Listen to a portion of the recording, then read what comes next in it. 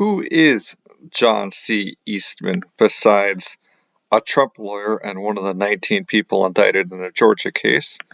Well, uh, he is a defendant, so he sent memos to Trump campaign outlining a plan where Pence could refuse to count some of Biden's 2020 electoral college votes.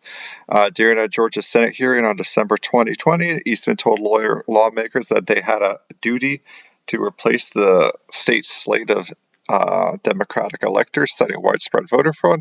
And he was a former law clerk of Supreme Court Justice Clarence Thomas. And you can kind of figure that out if you go to the Claremont Institute, where he is based, I believe. Yeah, he is the founding director of the Claremont Institute Center for Constitutional Jurisprudence. So Claremont Institute, they're literally tweeting out like Tucker Carlson clips, so very right-wing there.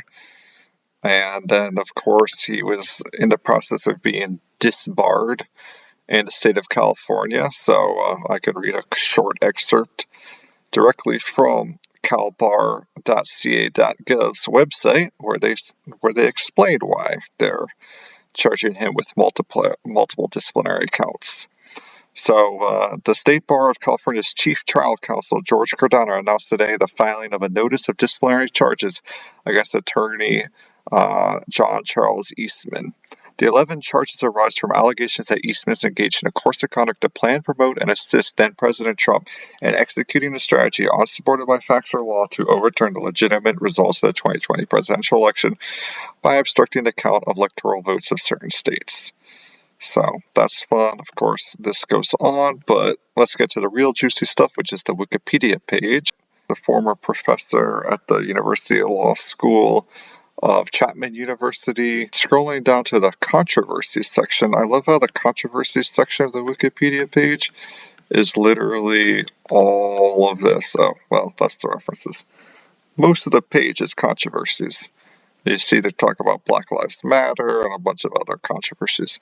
So, first controversy is he actually said Kamala Harris wasn't eligible to be vice president because even though she was born in the United States, her parents may not have been full citizens at the time she was born. So, that's kind of ridiculous.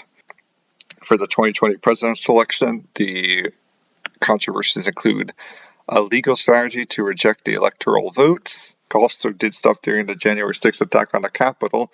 He spoke alongside Giuliani at the Save America rally that preceded the storming, and he said, "The siege is because you and your boss did not do what is necessary to allow this to be aired in a public way so the American people can see for themselves what happened." Okay, and then in the aftermath, there's also some controversy, which is congressional, FBI, and Department of Justice investigations. So John Eastman asserted his Fifth Amendment right. He invoked it 146 times. Wow. Chapman University kicked him out, I guess.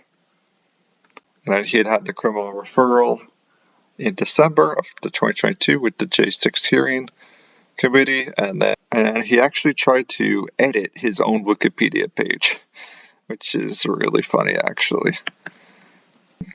You can also see he has a giant page on the Federalist Society. He's given tons of presentations. So there we go. All right, so that's Dr. John C. Eastman for you.